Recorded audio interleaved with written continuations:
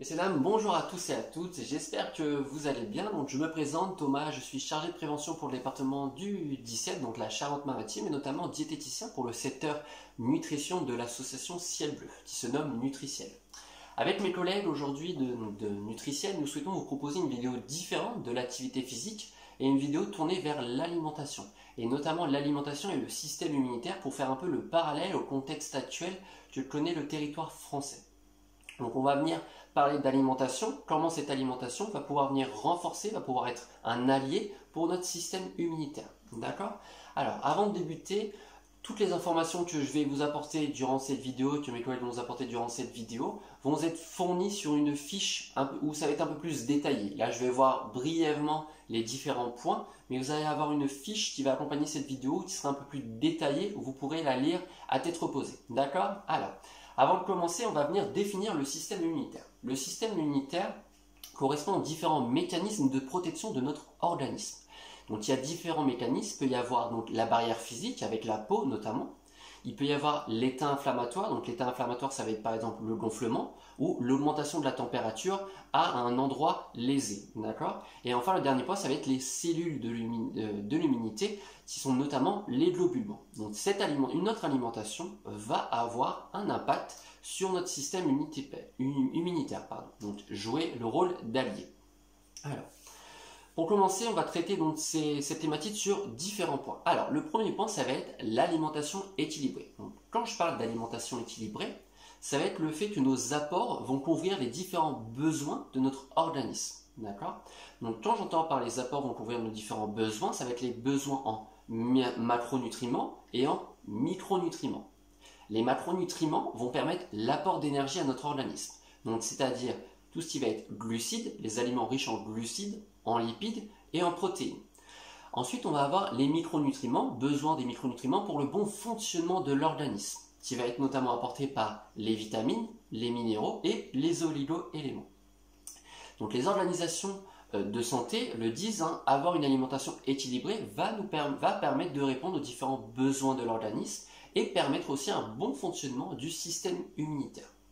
Donc, avoir une alimentation équilibrée va passer par différents points, différents petits conseils. Donc ça peut être par exemple le fait de manger maison pour savoir ce qu'on a dans notre assiette, le fait d'éviter les aliments transformés, ultra transformés, car là, lorsqu'on regarde les différentes listes des ingrédients, certains ingrédients peuvent être inconnus pour nous et peuvent être aussi néfastes pour la santé. Donc ça, il faut faire aussi attention à ça, donc aux aliments transformés, ultra transformés à leur consommation.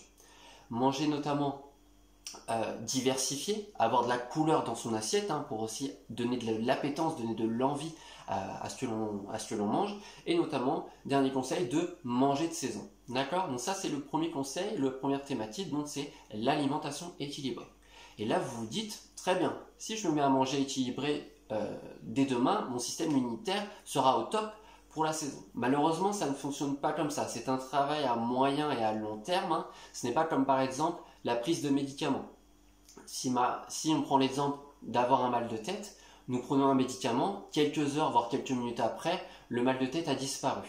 Là, le système immunitaire, ça ne fonctionne pas comme ça. Si vous avez une alimentation équilibrée dès demain, le système immunitaire, dès demain, ne sera pas aussi performant que votre alimentation équilibrée l'aura apporté. D'accord? Ça va être un travail au long cours, comme le dit l'un de mes collègues. Donc ça, c'était le premier point, l'alimentation équilibrée.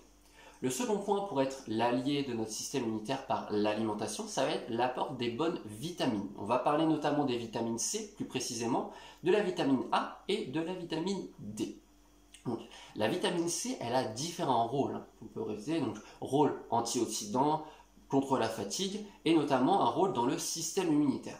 Son rôle dans le système immunitaire, en fait, ça va être de favoriser la fabrication des ouvriers immunitaires. C'est-à-dire les ouvriers immunitaires, ça va être la fabrication des globules blancs plus précisément. Donc ces vitamines, on va pouvoir les retrouver dans différentes familles d'aliments, notamment les fruits, où le champion est le kiwi, les légumes, où là aussi nous avons notre champion, le poivron. Nous avons aussi les différents condiments, où là le persil frais est très riche en vitamine C. Donc n'hésitez pas à utiliser le persil aussi comme condiment à la place du sel aussi pour limiter le sel. Et nous avons notamment aussi la pomme de terre. Pomme de terre qui apporte aussi de la vitamine C. Normalement, la famille des céréales, des produits céréaliers féculents comme on les appelle, on apporte très peu de vitamine C, mais la pomme de terre en apporte un peu plus. Donc, les familles, je me répète, qui sont riches en vitamine C, dont sont les produits fruités, les légumes, donc les fruits, les légumes, les condiments comme le persil notamment, et aussi les pommes de terre. Il faut faire attention par contre à l'utilisation, à la type de préparation pour ces aliments, car la vitamine C, elle est thermosensible, donc elle supporte très mal la chaleur, elle est photosensible, donc il faut faire attention à son stockage, éviter trop la lumière, et aussi elle est hydrosoluble, donc elle aime l'eau, elle transfère dans l'eau. Donc, ce qu'on peut vous proposer comme conseil, c'est utiliser des cuissons courtes et utilisant très peu d'eau, notamment les cuissons à vapeur. Aussi, faites attention aux cuissons mijotées. Donc là, quand on parle de vitamine hydrosoluble, c'est que la vitamine va passer de l'aliment à l'eau de cuisson. Donc c'est pour ça qu'on peut vous conseiller de réutiliser cette eau de cuisson, par exemple dans des bouillons, dans des soupes, ou faire une petite sauce avec, une petite sauce liée avec pour l'utiliser ensuite pour le repas. D'accord? Et faire attention aux cuissons qui sont chaudes. La vitamine C supporte très mal la chaleur, comme je vous l'ai dit. Donc voilà, ça c'était le premier point. Donc ça c'était la vitamine C. Il y a d'autres vitamines, notamment la vitamine A et notamment la vitamine D qui ont un impact aussi sur le système immunitaire. Ces vitamines A et D, vous pouvez les retrouver notamment dans les produits qui sont un peu plus gras, car ce sont des vitamines liposolubles. Mais ça sera noté dans la fiche détaillée qui vous sera fournie avec cette vidéo. Notamment la vitamine C, il faut un apport plus important pour les personnes fumeuses. Un apport plus important car le fait de fumer va dégrader les vitamines C que l'on consomme. Donc c'est pour ça qu'il faut un apport plus important en vitamine C pour les personnes fumeuses. Voilà, donc ça c'était le deuxième point. Donc pour rappel, une alimentation équilibrée alliée à notre système immunitaire et notamment la consommation de vitamines. Vitamine C, la vitamine A et la vitamine D. D'accord ? Autre allié aussi, ce sont les minéraux. Ça va être notre troisième point. Donc les minéraux, là on va parler plus précisément le fer et du zinc. D'accord ? Donc le fer et le zinc. Alors, le fer a un rôle, c'est qu'il va permettre un rôle antifatigue. Le fer va permettre d'apporter de l'oxygène à nos différentes cellules et à nos différents organes pour qu'ils fonctionnent bien. Si nous n'apportons pas assez de fer dans notre alimentation, malheureusement, l'oxygène ne va pas pouvoir se fixer sur nos petits globules rouges qui sont des transporteurs d'oxygène pour nos cellules et nos organes. Si nos organes et nos cellules n'ont pas assez d'oxygène, ils ne vont pas pouvoir bien fonctionner, notamment le système immunitaire ne va pas pouvoir bien fonctionner pour fabriquer les ouvriers de l'immunité pour défendre notre organisme. Donc c'est pour ça que le fer est important. Le fer, vous allez pouvoir le retrouver dans différents types d'aliments, différents types de familles, notamment donc les VPO, donc j'entends viande, poisson et œufs, mais notamment dans les produits céréaliers, vous pouvez les retrouver. Notamment aussi dans les oléagineux, vous pouvez retrouver les fruits à coque, vous pouvez retrouver du fer. Il faut faire attention par contre, notamment au niveau du fer pour la préparation. Je vous conseille de le lier avec un produit riche en vitamine C. Par exemple, une papillote au saumon avec un petit jus de citron. Car en fait, la vitamine C va permettre une meilleure absorption de ce fer. Si le fer est absorbé seul sans vitamine C, il y a une partie du fer qui va continuer son chemin dans le tube digestif et qui ne va pas être absorbé. Et en fait, le fait d'avoir de la vitamine C en même temps dans ce repas va permettre une bonne absorption de ce fer. Notamment un autre point, il faut faire attention aussi à la consommation de thé. Le thé a des principes actifs qui vont eux aussi diminuer l'absorption du fer. Donc on fait attention à ne pas consommer du thé en même temps que le repas. Attendez de prendre votre thé par exemple au moment du goûter si vous souhaitez, pour éviter que ces principes actifs donc du thé ne viennent pas perturber l'absorption du fer. D'accord ? Alors ça c'était le principe donc du fer. Le deuxième minéral que je voudrais vous parler c'est le zinc. Le zinc, lui, a un effet aussi sur le système immunitaire car il va favoriser aussi la fabrication de nos ouvriers de l'immunité et notamment là, ce sont les anticorps. Donc le zinc, on va le retrouver notamment dans les produits donc, de la mer, dans les viandes notamment et aussi dans les œufs et dans les légumineuses. D'accord ? Donc le zinc, vous pouvez le retrouver dans ces différents produits qui est important pour être allié à notre système immunitaire. Donc ça, c'est le troisième point. On va passer à notre quatrième point, un point aussi important, car on va parler du microbiote intestinal. Le microbiote intestinal, en fait, là, on va parler au niveau du tube digestif et plus précisément au niveau de notre côlon et de notre intestin grêle et le côlon. D'accord? Donc là, le microbiote intestinal, en fait, c'est un monde à part. Ce sont des milliards de micro-organismes vivants qui sont nécessaires à notre bonne santé, à notre bon fonctionnement de notre organisme. Et ce microbiote, pardon, on peut l'entretenir, on peut le favoriser grâce à notre alimentation. Donc c'est ce qu'on va y venir. En fait, le principe, c'est que notre microbiote doit être en symbiose. Quand je parle de symbiose, c'est qu'il doit être équilibré, diversifié. Et donc c'est avec une alimentation équilibrée et diversifiée qu'on va avoir cette symbiose, donc cet équilibre au niveau de ce petit monde organique, juste ici au niveau de notre intestin et notre côlon. Et en fait, le fait que ce petit monde soit en symbiose, donc équilibré, va permettre une bonne protection au niveau de notre système immunitaire. Car en fait, le microbiote intestinal représente 70% de notre système immunitaire. Le fait, c'est que s'il est équilibré, il va limiter le passage des micro-organismes pathogènes pour notre organisme. A contrario, s'il est en déséquilibre, donc là on parle de dysbiose, là par contre il va être moins diversifié. Il va y avoir moins de culture de bactéries, de bonnes bactéries au niveau donc, de notre microbiote intestinal et ça va favoriser la porte ouverte aux différents micro-organismes pathogènes pour notre organisme. Et là en fait on peut avoir une dysbiose qui peut être provoquée par différents facteurs, par le stress, par des types de maladies chroniques, mais notamment aussi par une alimentation qui est très riche en aliments transformés et ultra transformés. Car dans ces types d'alimentation, on peut avoir donc des additifs ou encore des conservateurs qui peuvent avoir un effet délétère sur notre microbiote et donc diminuer sa diversité et donc provoquer une dysbiose, donc un déséquilibre au niveau de notre microbiote. Donc là, le but en fait avec l'alimentation, c'est d'avoir un équilibre dans ce petit monde organique. On peut aussi l'aider grâce à différents types d'aliments, par les probiotiques et notamment les prébiotiques. Là, vous vous dites de quoi vous me parlez, mais vous inquiétez pas, je vais vous expliquer rapidement ce que c'est. Alors, les probiotiques, en fait, sont des bactéries vivantes ou des levures organiques qui se situent dans différents types d'aliments et en quantité suffisante vont avoir un effet bénéfique pour notre santé. Ces probiotiques, vous allez les retrouver dans des aliments fermentés, notamment le yaourt. Donc le yaourt, vous avez notamment les légumes fermentés, donc on peut citer la choucroute ou d'autres légumes fermentés. Vous allez avoir les condiments aussi, donc les condiments de saumure par exemple. Vous pouvez avoir les cornichons ou encore les olives. Et on peut notamment les retrouver dans les produits fermentés comme je l'ai dit, et le kéfir et d'autres produits fermentés. Donc ça, ce sont les probiotiques. Les probiotiques, il faudrait en manger régulièrement, car en fait, ils ont un effet bénéfique lors de leur consommation. Hein, c'est pas comme si vous mangez des probiotiques, ils vont venir s'imposer dans votre microbiote et rester et faire leur effet sur un certain temps. Là, en fait, il faut en manger régulièrement car ils vont passer au niveau de notre tube digestif et au niveau de notre microbiote intestinal. Ils vont avoir un effet bénéfique et ensuite, si on n'en consomme pas assez, cet effet bénéfique va se diminuer petit à petit. Donc, c'est pour ça qu'il faut en manger régulièrement. Ça aussi, vous aurez plus de détails dans la fiche qui sera fournie avec. Et vous avez aussi nos prébiotiques. Ces prébiotiques sont en fait des bonnes bactéries pour notre microbiote intestinal. C'est un peu leur nourriture. Donc là, on peut noter notamment tous les aliments qui sont riches en fibres. Donc les riches en fibres, ça peut être les légumes, les fruits, les légumineuses et les produits céréaliers qui sont complets ou encore les oléagineux, les fruits à coque.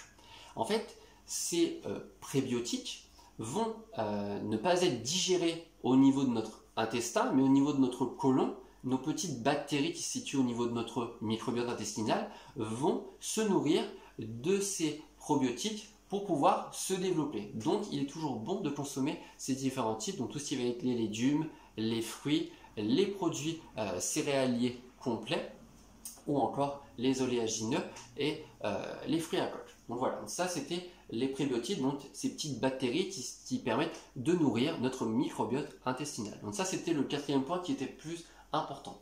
On va terminer par deux derniers points. Je ferai le rappel juste à la fin des différents points qu'on a traités. Donc, dernier point, on va parler donc du cinquième point, on va parler donc d'une alimentation qui apporte des oméga 3. D'accord? Donc, les oméga 3 sont, pour résumer, des bonnes graisses pour notre organisme. Donc, ce sont des bonnes graisses pour notre organisme. Et ces bonnes graisses, on peut les retrouver dans différents produits. Tout ce qui va être donc, les poissons gras, donc gros et petits. Donc gros, on peut parler du saumon, et petit, on peut parler du maquereau, des sardines. On va notamment aussi les retrouver dans tout ce qui va être dans les huiles. Donc là, vous allez penser à con, tout simplement. Je ne vous traite pas, c'est juste le con. Donc ça va être colza, olive et noix. Donc dans le colza et dans la noix, vous pouvez retrouver de ces oméga 3. Dans les olives, c'est un peu plus d'autres graisses qui sont aussi bonnes pour la santé. Vous en avez légèrement, d'accord? Donc aussi, vous pouvez en retrouver dans l'huile de lin qui en est très riche. Vous pouvez aussi notamment retrouver dans les oléagineux tout ce qui va être amandes, tout ce qui va être noix du Brésil.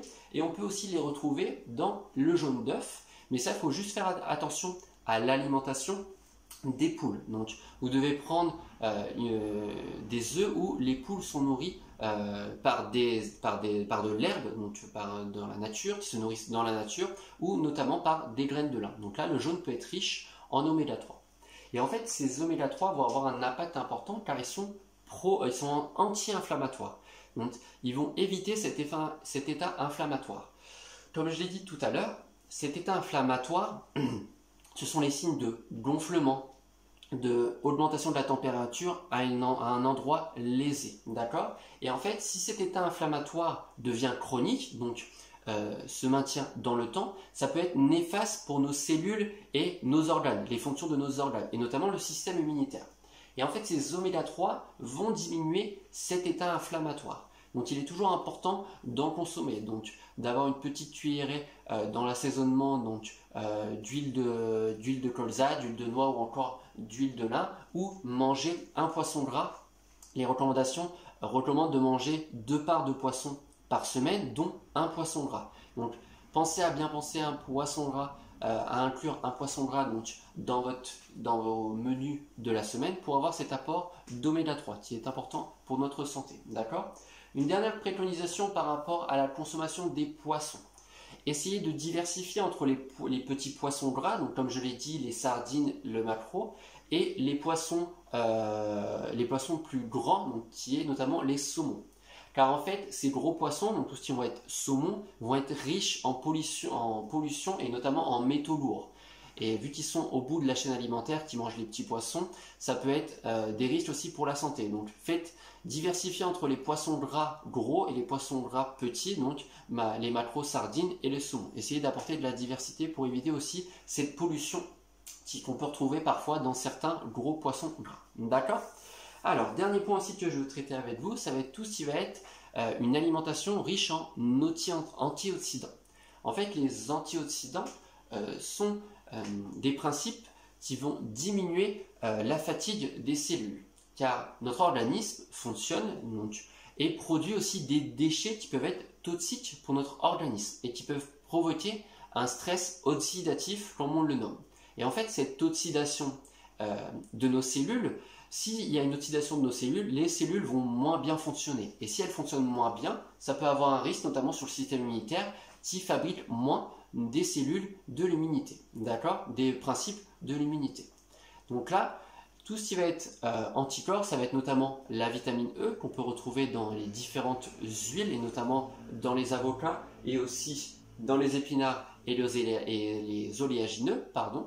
Et aussi, on peut noter les polyphénols. Les polyphénols, on peut les retrouver dans les différents fruits et légumes, mais notamment dans les fruits rouges, plus précisément, mais notamment aussi dans le thé et dans les différents condiments que l'on peut assaisonner dans nos repas. Donc, ces antioxydants sont importants aussi pour notre santé pour prévenir le stress oxydatif de nos cellules. D'accord?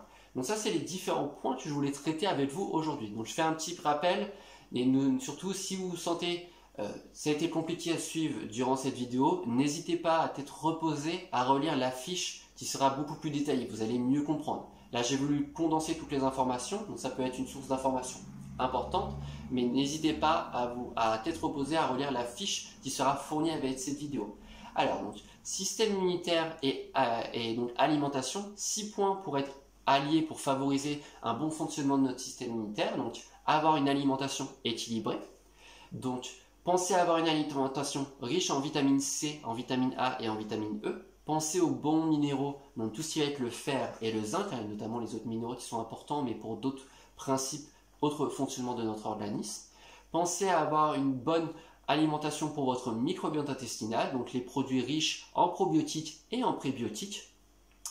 Pensez aussi notamment à avoir une alimentation donc riche, apportant des oméga 3, donc tout ce qui va être par les poissons gras, tout ce qui va être aussi par les oléagineux notamment, et les bonnes huiles aussi, hein, comme je l'ai dit, les noix, l'huile de noix, l'huile de colza et l'huile de lin, et enfin avoir une alimentation riche en antioxydants aussi très important pour notre organisme. Donc voilà, c'était les différents conseils donc pour avoir un bon système immunitaire, donc allier alimentation et système immunitaire. Donc j'espère que cette vidéo vous aura plu.